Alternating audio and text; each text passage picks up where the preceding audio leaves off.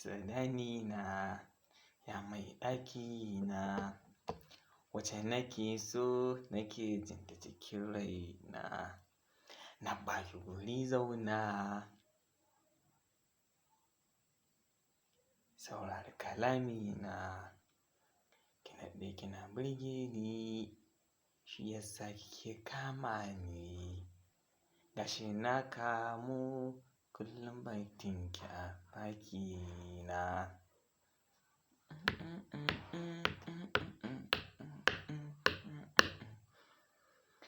A gaishe da Ado Isa Gwanja a cikin waƙar Ciza dani Ciza dani.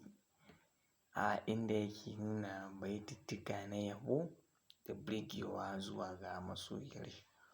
Wanda wannan baitittukan suka share fage da dama na birgewa, nishaɗantarwa ta da ilmantarwa ta ɓangarori da dama.